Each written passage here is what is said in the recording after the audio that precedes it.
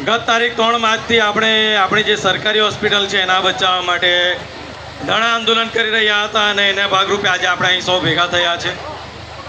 પણ આપ સૌને કહેવા માગું છું કે આ જે આંદોલન છે એ ફક્ત આપણી સરકારી હોસ્પિટલ બચાવવા માટેનું જ નથી, પરંતુ આ જે આંદોલન છે તે આપણો જે વિસ્તાર છે આદિવાસી વિસ્તાર ઉમરગામથી લઈને અંબાજી સુધી એ તમામ વિસ્તારને બચાવવા માટેનું એક આંદોલન છે.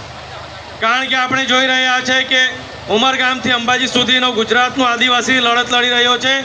સાથે સાથે સમગ્ર દેશના આદિવાસીઓ પોતાના વિસ્તારને બચાવવા માટે આંદોલનો કરી રહ્યા છે. ડાંગ બાજુ જુઓ તો પાર તાપી નર્મદા લિંક યોજનાની વિરુદ્ધમાં આંદોલન ચાલી રહ્યું છે. માંડવી બાજુ જુઓ તો દીપડા રેસ્ક્યુ સેન્ટર, લેપર્ડ સફારી એના વિરુદ્ધમાં આંદોલન ચાલી રહ્યું છે. તાપી જિલ્લામાં જુઓ તો તાપી જિલ્લામાં જે આપણી સરકારી રેફરલ હોસ્પિટલ છે એને બચાવવા માટે આંદોલન ચાલી રહ્યું છે. અંબાજી બાજુ જુઓ તો તે બાજુ પણ જે વન અધિકાર અધિનિયમ છે એના માટેના આંદોલનો ચાલી રહ્યા છે. સમગ્ર આદિવાસી વિસ્તારના લોકો જે છે તે આંદોલનો કરી રહ્યા છે. આજે આપણે જોઈ રહ્યા છે કે આપણા વિસ્તારમાં ફક્ત સરકારી હોસ્પિટલનું ખાનગીકરણ નથી થઈ રહ્યું, પણ ગુડ્સ ટ્રેનના નામે સર્વે થઈ રહ્યો છે. નેશનલ હાઈવે નંબર 56ના નામે સર્વે થઈ રહ્યો છે. વાલિયા ઝઘડિયા વિસ્તારમાં જમીનમાંથી કોલસો કાઢવા માટે ત્યાં સર્વે થઈ રહ્યો છે. આ જે તમામ સર્વે થઈ રહ્યા છે તે આદિવાસી વિસ્તારને ઉજાડવા માટે, આદિવાસીઓને વિસ્થાપિત કરવા માટે સર્વે થઈ રહ્યા છે.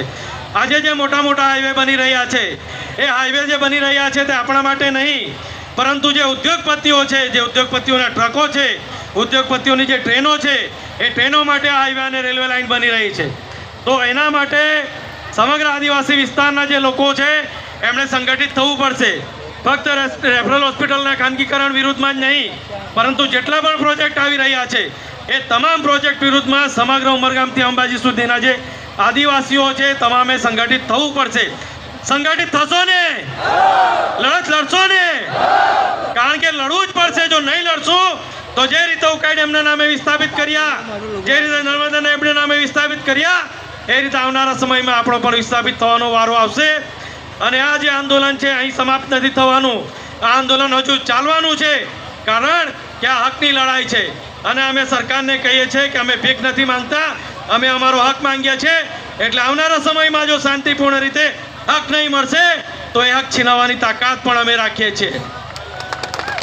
તમે સૌ આ લડતમાં જોડાયા એ બદલ તમારો ખૂબ ખૂબ આભાર વ્યક્ત કરું છું. અને આવનારા સમયમાં પણ આપણે સૌ કોઈ સંગઠિત થઈને લડીશું એ જ આશા સાથે આપ સૌને મારા જોહાર. જય આદિવાસી.